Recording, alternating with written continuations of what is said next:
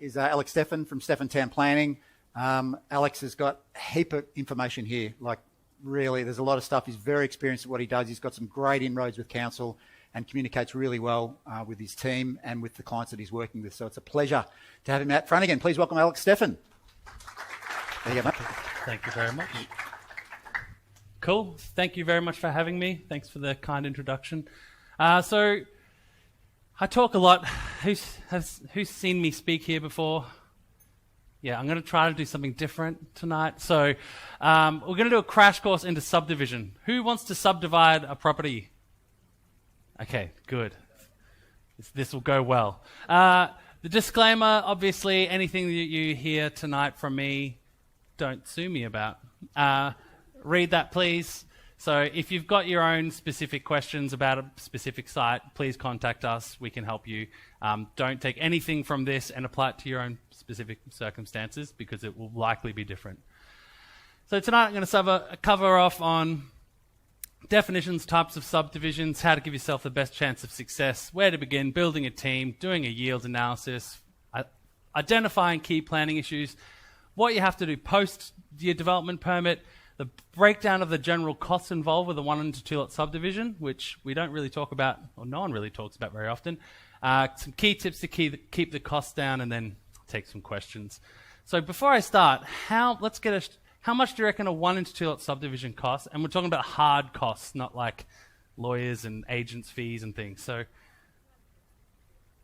150 to 200, 120, 80. Yeah, okay. We will find out. So who am I? Alex Steffan. I'm a private consultant town planner. I am qualified. Planners don't need to be qualified, interestingly. So anyway, I got a $35,000 HEC step for no reason, apparently. I'm the director of Steffan Town Planning, director and founder of Properties. I'm also the founder of URPEC, which is the Urban and Regional Planning Education Centre. So if you don't use us as a town planner, chances are I probably trained them anyway. So you should just give me the money. We're located in East Brisbane. We also have an office in Ipswich now. So there's actually 9 of us now. And we also do development management. So I'm going to skip through all the boring stuff about me. I have a family, a daughter, a dog. I live in Fairfield. It's very beautiful. I like riding bikes.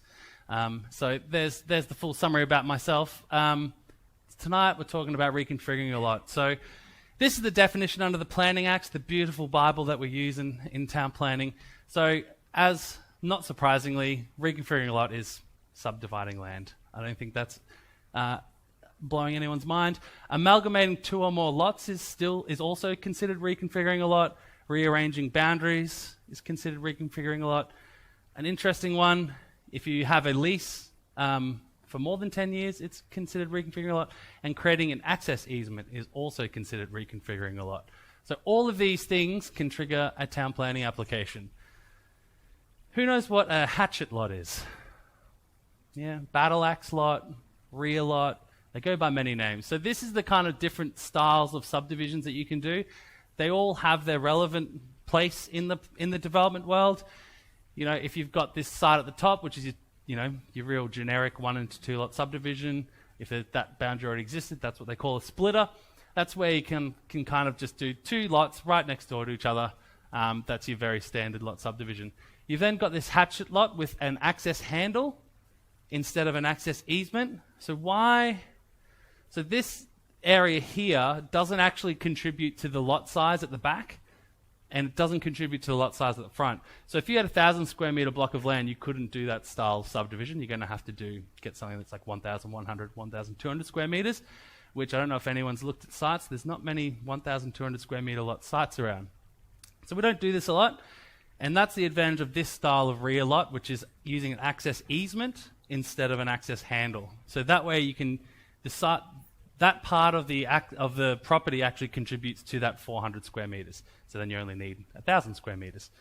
So that's kind of your different styles of subdivision. Generally, if you've got an inquiry, we will look at your options for you. So we'll determine, sometimes it's a good idea to do this because you've got enough area and you can keep the house on the front, get a full dedicated access handle at the back, no easements, no messing around.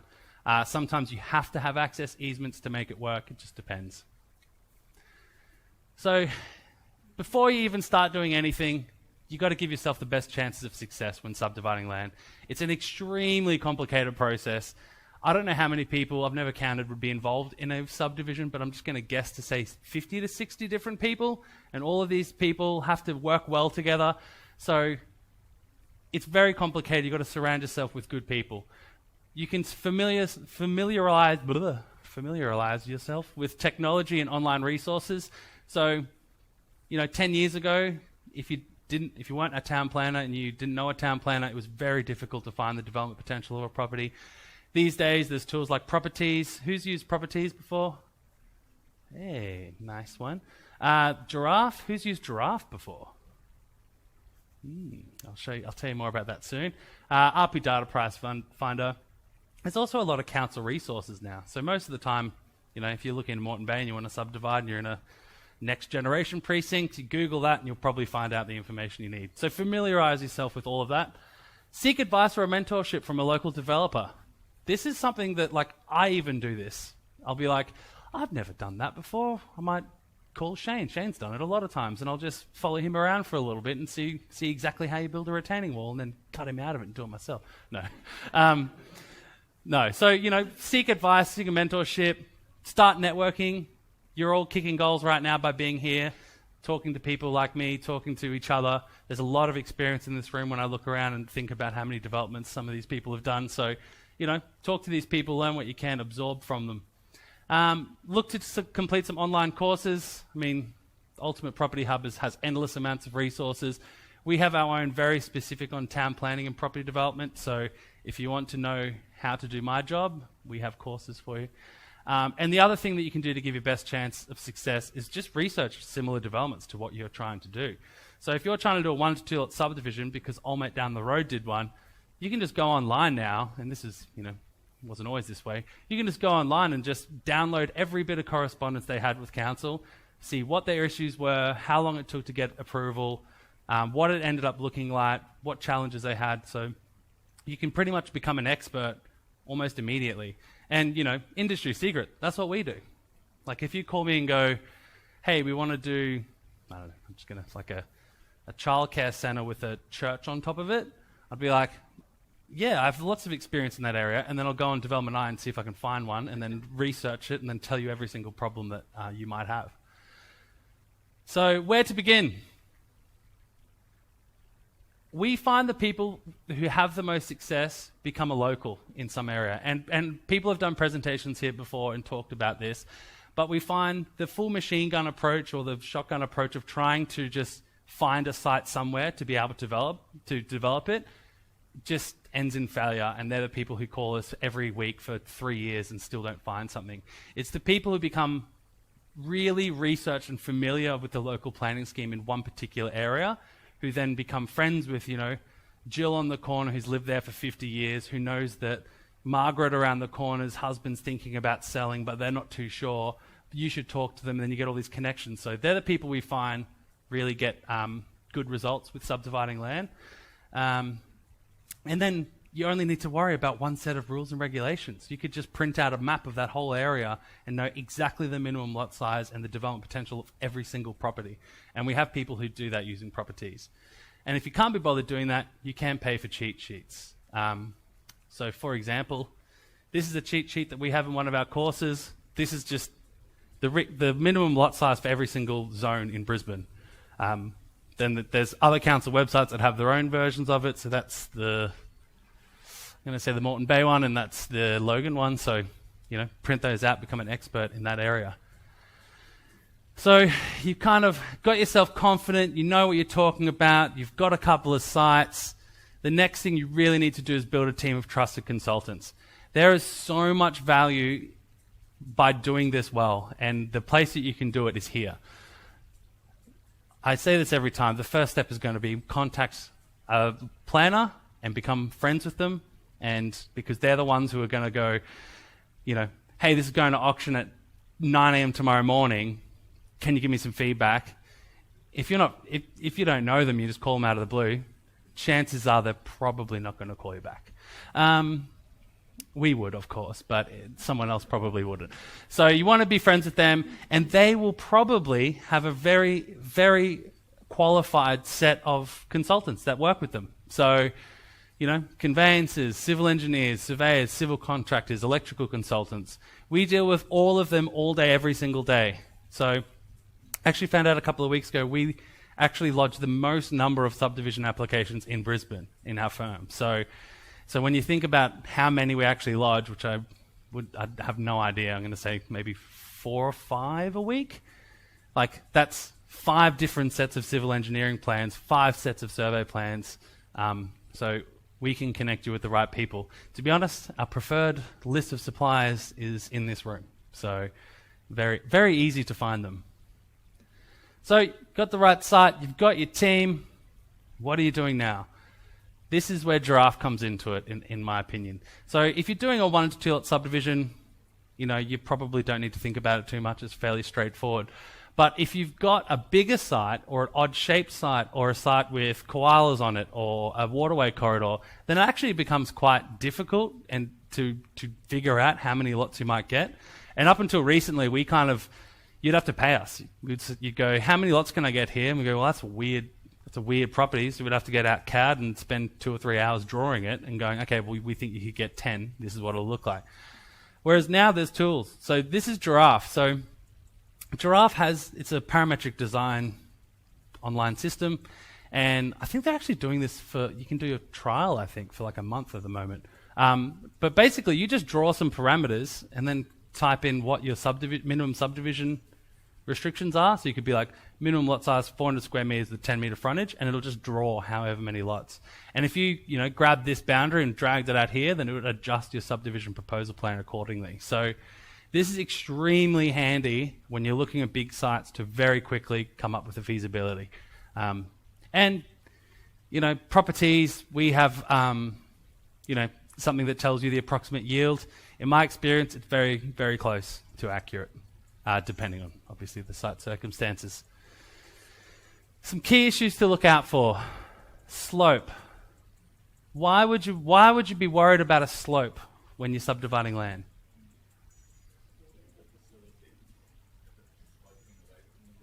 Yep, spot on. So it's funny, the usual answer is because it'll be hard to build a house on, but the actual answer is if it's sloping away from the street, you need to find a lawful point of discharge for stormwater. If you don't have it, you're not building that development. There has been a lot of leniency at the moment in Brisbane City Council in particular, where they will let you build a pad so long as build a small pad and have the water discharge from there to the curb, but it has to work from that pad to the actual curb. So if the verge, like the council strip's also sloping up, then you're going to be in trouble. But that is a question that you need to talk to Dave about, because I am not a civil engineer. Biodiversity, very obvious one. If you see heaps of big trees, they're probably protected these days. So there's not only biodiversity overlays, there's also local laws. So who's heard of NAL? So NAL is the Natural Assets Local Law. That's a local law that sits outside of the planning scheme, outside of the Planning Act, that will still protect trees even though it's not actually listed in the planning scheme. So if you see big trees, it's worth looking into. Bushfire hazard, pretty obvious. Council will not approve a subdivision where it's got a risk to a bushfire hazard.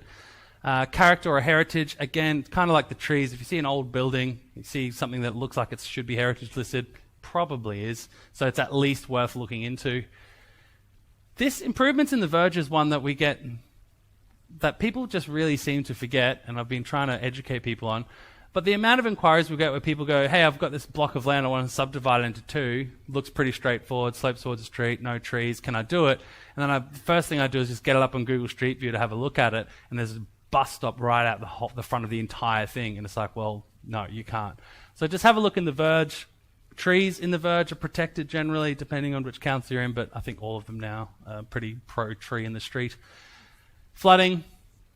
We're yet to really see the fallout of the recent floods, well, recent as of today, and how council's going to react, but you really need to be worried about floods. An example, in Logan at the moment, they've increased their basically increasing the flood levels by about 1.5 to 2 meters across the board. So if you have a site in Logan that's slightly affected by flooding, you need to call Logan City Council and ask them about their new flood overlay, of the new flood mapping. Access to infrastructure. Dave Weston is the genius when it comes to that, but obviously if sewer's running down the opposite side of the street, it's going to cost you more to build into. Once you've gone through these things, you're pretty happy. You know, it's always easier to have a chat with council, confirm your findings, make sure you're not missing anything. Give us a call, send us an email. We're happy to have a quick look at it too. And again, if you just look for surrounding approvals, see if they had same problems. I've got this little note here, when a structure plan is needed. Who knows when you would need a structure plan? Who knows what a structure plan is? Probably good. Yep. So a structure plan is basically when you need to demonstrate that your development's not isolating the potential development of surrounding allotments. So generally it means you've got a larger site, so 20 lots or more, or bigger than a hectare. Structure planning's a whole different game. It's a weirdly complicated thing, but generally you don't want to be left last when it comes to structure planning, because you'll almost definitely have a stormwater detention basin on there and a waterway and some kind of koala habitat, because we all just shift it to the next person. So obviously you're going to go through your DA. I've realized now that I've skipped the whole development application process, but generally your town planning application, I would give yourself a month to prepare all your documentation for lodgement, and then once you actually get it into council, 1 to 3 months, depending on what the issues are. If it's impact assessable, that can blow out to 6 months, and then depending on what your issues are, if you need referrals, you got koala stuff, it can go, 12 months. It's how long is a piece of string. Generally, the more complicated it is and the more performance outcomes you're after, that means council's going to have to run it up and down the chain more times, so that's always going to drag out a bit longer. So you've got your town planning permit, you've got your development permit, you've got this list of conditions. What now? So in our business, we do development management, so we will not only take you from, I want to subdivide this block, and we say, yes, you can, and then we'll go through your development permit. We'll also help you actually do this entire process. So I'm not going to go through these in detail. That's probably just a good image that you can have a look at. It's 18 weeks from initial quotes to completion. I probably wouldn't go with 18 weeks right now. I'd probably maybe even double that. Maybe not double it, but it's getting very difficult to get people to do the job. And even in what we do, every single consultant and every planner, every engineer, every surveyor is the busiest they've ever been in their entire careers right now. And there's no more staff. So it's like they'll poach someone from there, then you'll poach them from there, then council will poach them back, and then it's just never ending. So be nice to your consultants, because we're all drowning. So what are the costs? It's amazing how hard it is to find a legitimate set of costs for a subdivision. So we actually came up with this list. I sat down with Shane and Dave. So Shane from Pembroke, Dave from DRW, and we put this list together, and this is what we believe is kind of getting close to what it is. This was done in September last year. So again, it's probably doubled by now. No, I'm not sure how much it's gone up, but for your DA, we always say allow about 10 to 12 grand. So that's for everything. Obviously, if you've got overlays and weird things going on, that's going to add some more cost to that. So if you need an arborist to look at a tree, add on another 2 grand. If you've got need a bushfire report, add on another $1,000. But generally, you're looking at about 10 to 12,000. Next up, you've got your permit. Now you need to go into construction. So again, I'm not going to go through each individual cost here, but if you have a look at that, that's generally what you're going to be stung for. NBN, make sure you get your NBN. Wish Damien was here. So you're looking at kind of this is for a 1 to 2 lot subdivision, so you're kind of looking at $40,000 to $100,000 for your operational work stage of your subdivision. Now, you get into your planned ceiling. So infrastructure charges. Who's paid some infrastructure charges in this room? Nice. Did you enjoy it? Did you feel good that you were contributing back to society? No, I don't think anyone does. So an infrastructure charge is basically a contribution to allow you to increase the density of that area. So it pays for additional services, infrastructure, upgrades the road network. Whether or not that actually happens is a whole other question. I think it just goes into a fund to, don't know, build new streets in Hamilton or something. So infrastructure charges, you've got to pay that. Then you've got all your planned ceiling costs, so that ends up being about 12 to 16,000 plus your 31,000 for your contribution.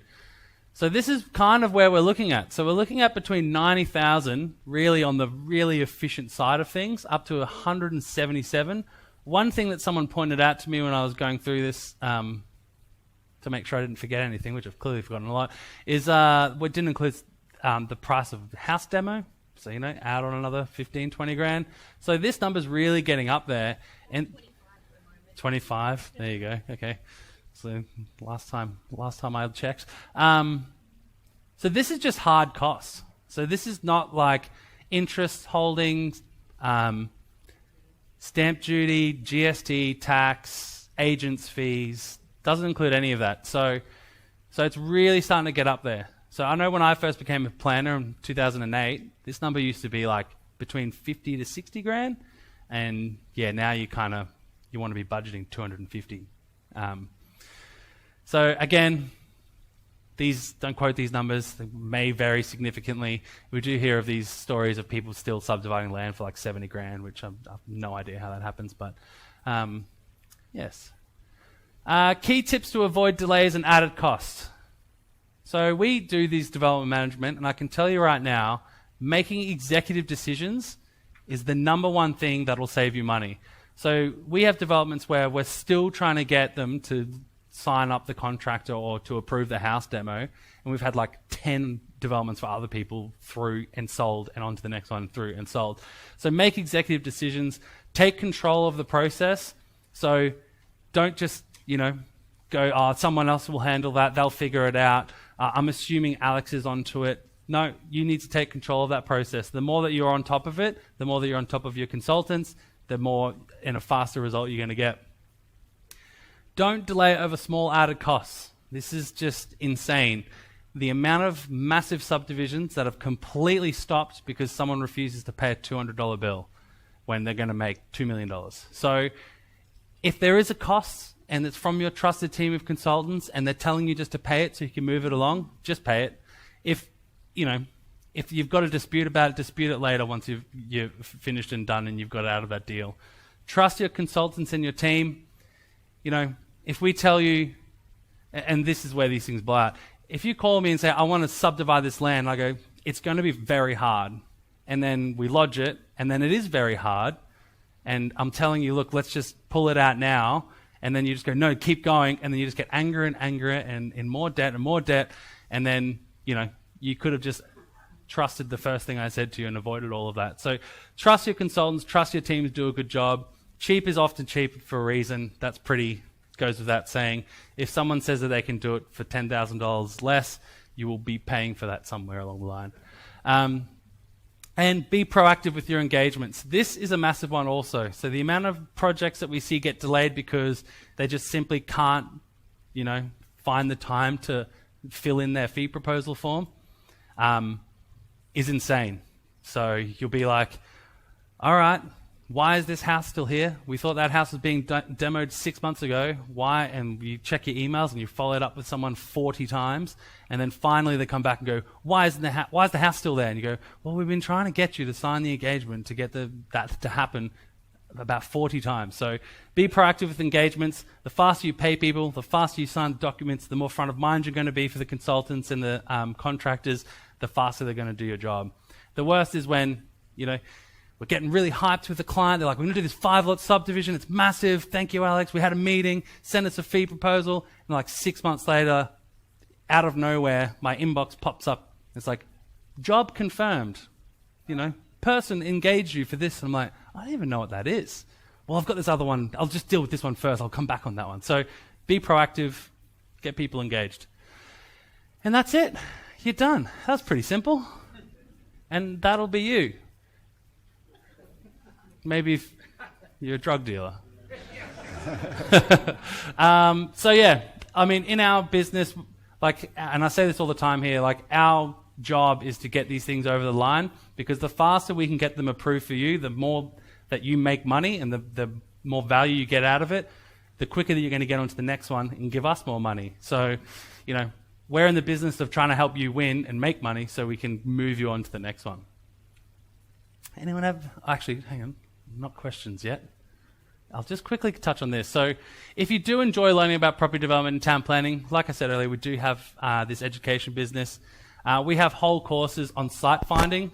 So if you call me and say, hey, Alex, I want to subdivide this land, everything I do from that point to give you an answer is in this course. $350, pretty bloody good. Considering my hourly rate's $300 an hour. We have a complete development assessment course. This is the one that universities do. So if you, actually, property economics, what university do you go to? Yep, you get 95% off that. So come up, talk to me later. And yeah, we have ones on character housing, koala provisions. We basically have a course on everything you need. Free education, yes please. So of course, we are going to give some site finding courses away tonight. So if you just go to this website, sign up to our mailing list, and then next Monday, I'm just going to spin a wheel in a online thing and pick 2 people, and they'll be getting access to those free courses. So please check that out. You will be on our mailing list. We only provide amazing content, so don't be worried, we don't spam. And that's me. Awesome, mate. Thanks, Alex. Round of applause, mate.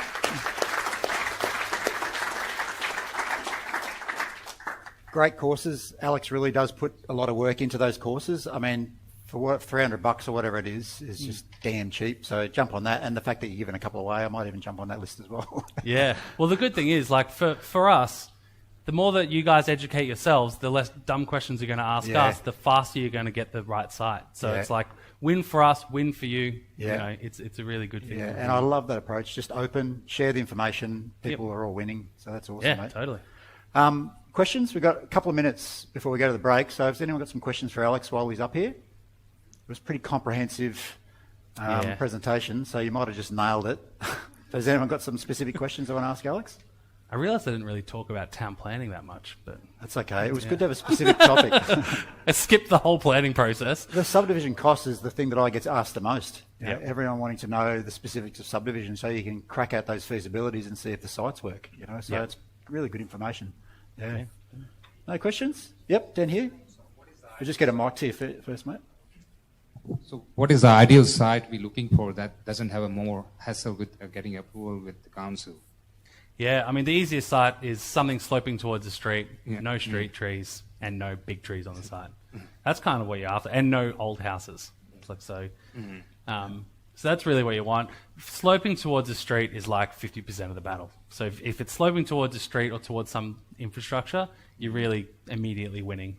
So, yeah, I'd start there. And if you can retain the property, I find the numbers seem to stack up well. It's a bit harder to get those, but if you can keep the property, not have to demolish it, and sort of reconfigure the boundaries, the numbers just seem to work because you're going to retain that income-producing asset. So, but yeah, I think it's a case of just finding sites, either do the course so that you can minimise the time with Alex, or just start talking to these consultants and go, hey, I've got a site, this is what I'm thinking, and they'll tell you, no, that site sucks because of this, this and this, and then you learn that, and then you take that learning to the next site and you do it again, and then after 10 times you become pretty proficient at it. Yeah, and we'd sometimes do just, someone will pay us an hour and just come in and just pick our brain for an hour, and then ask all those dumb questions in one hit, have their own little schedule of like checklists, and then that's awesome. It's good totally valuable. Rather than scouring the Brisbane City Council website. Much prefer that scenario. Thank you. Thanks for your question, mate. Any other questions? We'll take one more before we go to the break. No? All right, so you're going to stick around for a little bit? Yeah. Yep. So if you want to go and chat to Alex, if you're too scared to put your hand up, go up the back there and you'll... how are you doing the forms, mate? Do they go up the back there and... No, they just go to the link? Digital. Okay, just leave that one up there then when we go to the break. So if you just go to that website, that hopefully should be fill out your name and email address. And you need a video or a GIF or something of you doing a Tatsalotto thing or something like that. Exactly. Awesome. All right, round of applause to Alex. Thank you very much, mate. Thank you. Cheers, buddy. Thank you.